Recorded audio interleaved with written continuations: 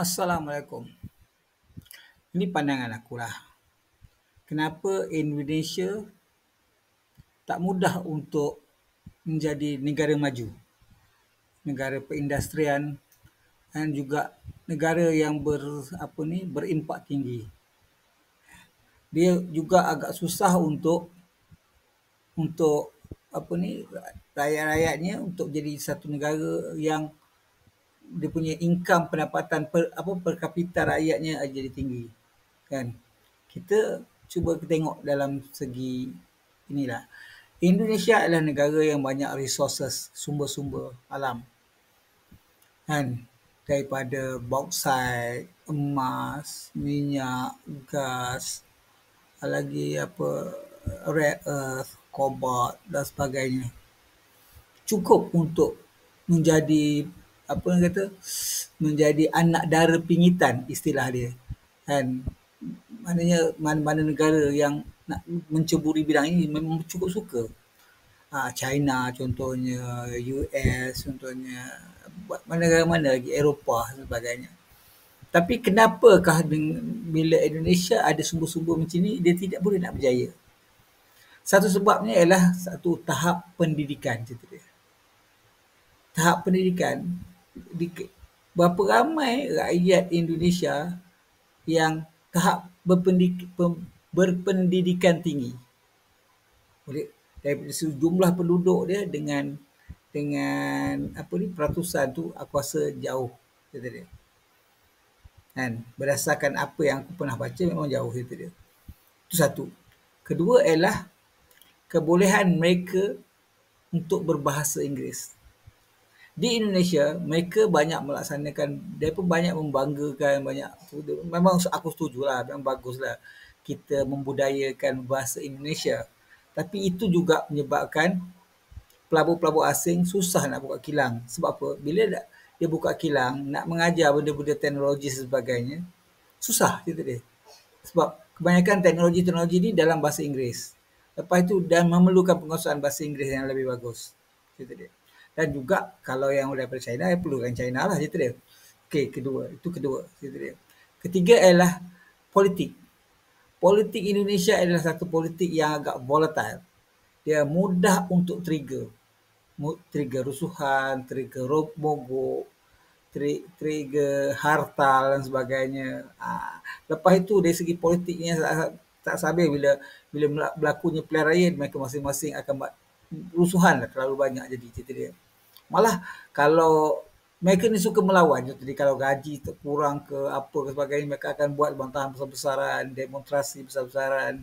Malah boleh dalam banyak keadaan boleh merosakkan aset-aset milik majikan, gitu. Itu antara beberapa sebab lah kenapa aku lihat Indonesia susah nak bergerak ke depan. Walaupun Indonesia itu diberi kurniaan oleh Allah Ta'ala dengan banyak sumber-sumber alam, gitu. Tapi kena ingat, Indonesia boleh berjaya, bukan kata tak boleh berjaya. Mereka kena buat anjakan paradigma. Mereka kena buat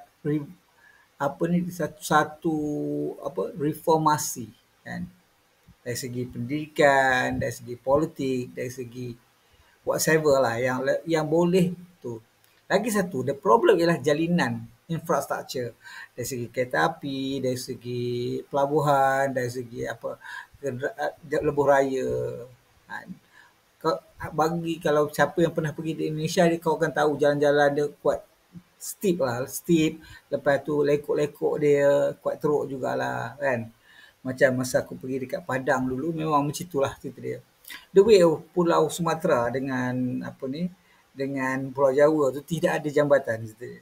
Cuba kalau ada jambatan satu, kerajaan Indonesia membelanjakan modal untuk buat satu jambatan. Tak kisahlah berapa lorong sekalipun besar punya jambatan, di mana dia pun boleh kutip tol sebagai atas orang yang melalui jambatan tu. Maka dia punya penduduk Pulau Jakarta ni boleh bersebar luas, dan juga dia pun boleh kembangkan industri-industri di tempat lain, gitu dia. Tambah lagi industri kos buruh. Itu ialah satu yang Indonesia jadi boleh menjadikan diminati oleh pelabur-pelabur ialah tenaga buruh yang rendah situ dia. Itulah kelebihan dia berbanding China. China pun sekarang dah mahal lah tenaga buruh dia. Dan Indonesia boleh bagi. Penduduk ramai. 300 juta lebih. Kan cerita dia. Apa ni, jadi dia boleh kembangkan benda ni cerita dia. Tapi bergantung kepada apa yang mereka nak buat lah cerita dia. Apa yang aku nampak ialah kan, apa yang aku nampak ialah uh, kita kan Indonesia perlu buat sesuatu yang apa ni, dipanggil sesuatu yang menarik untuk menarik minat pelabur. Satu lagi, dia tak boleh, tak terbaik kalau Indonesia tak bawa resource tu keluar kata dia. Dia kena deal dengan pelabur, bagi apa ni, insentif cukai dan insentif pelaburan dan sebagainya, dalam maknanya buka kilang proses benda-benda bahan mentah itu di dalam negara Indonesia, bukan bawa keluar untuk diproses keluar, tak, kena settlekan dalam Indonesia. Itu aku setuju, itu yang Jokowi buat dan itu juga Prabowo buat cerita dia. Lagi satu, bukan tak ada orang pandai dalam tu kan, dalam industri penerbangan dan sebagainya, macam dulu arwahnya apa ni, B.J. Habibie kan, mantan perdana apa, Presiden Indonesia kan cerita dia, dan juga profesor kan cerita dia. Kan B.J. Habibie itu bagus kita. Jadi dia orang boleh kembangkan banyak lagi. Bakat dia orang ada, tapi itulah cerita dia. Kekangan dari segi modal, dari segi teknologi sebagainya. Tapi aku rasa percaya kalau kita apa yang ada di China, kita mimikkan buat di Indonesia, kilang-kilang itu buat di Indonesia kan, aku rasa kan kita boleh jimat banyak cerita dia. Kita boleh jimat banyak. Jadi kita boleh kos murah dan sebagainya dan boleh bersaing dengan China cerita dia. Siapa kata Indonesia tak boleh apa ni mencuburi bidang apa semiconductor? Boleh cerita dia. Tak kata tak boleh cerita dia. Kata untuk apa ni kenderaan EV, boleh cerita dia. Sebab dia orang ada cobalt, daripada yttrium, daripada banyak rare earth cerita dia. Yang boleh untuk magnet dan sebagainya. Banyak. Itu yang aku nampak dia orang boleh go tu jauh, tapi bergantung kepada apa yang dia orang nak buat cerita dia. Kan? Cerita dia. Pemerintah juga berkena memainkan peranan cerita dia. Kan? Memang aku tahu apa ni, wilayah Indonesia terlalu luas daripada Ambon, Natuna, Riau dan sebagainya, Kepri dan Sumatera, apa ni, Irian Jaya dan sebagainya. Terlalu besar.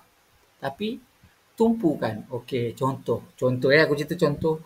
Di Irian Jaya buat satu industri. Apa saja yang tu khas untuk Irian Jaya juga. Dekat contoh dekat petroleum. Okey, dekat apa ni, dekat Sumatera, go tu. Pertanian dekat Sumatera, go tu. Kalimantan, lebih kepada pelombongan dan juga apa ni, sebagainya. Go tu, get tu cerita dia. Di Natuna, gas ada banyak. Petroleum, okey buat Natuna. Contohnya lagi mana?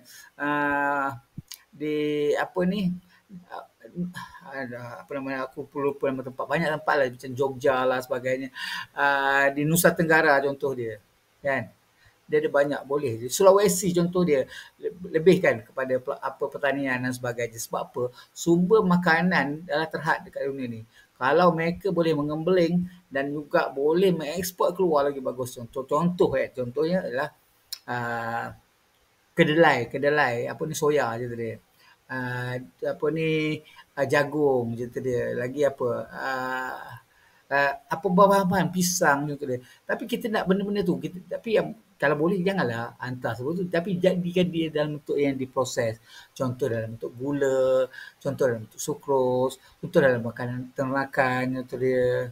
Kan, benda-benda macam ni yang Indonesia patut kembali. Aku cakap, pandangan aku ialah orang Indonesia boleh berjaya. Malah lebih berjaya daripada Singapura dan juga Brunei serta Malaysia cerita dia. Malah dia punya mata wang dia pun boleh naik lebih tinggi cerita dia. Tapi aku tak suka mata wang dia naik tinggi. Biarlah mata wang dia kekal biasa normal macam ni sekarang ni. Tapi dia punya harga makanan, kos sara hidup di Indonesia biar kekal murah. Supaya bila kekal murah dan harga mata wang pun rendah sebagainya, dia pun boleh menghasilkan banyak-banyak benda dan orang banyak akan melabur kat situ lagi banyak dan juga akan menguntungkan rakyat Indonesia. Itu yang perlu dibuat oleh Indonesia. Okey, Assalamualaikum warahmatullahi wabarakatuh.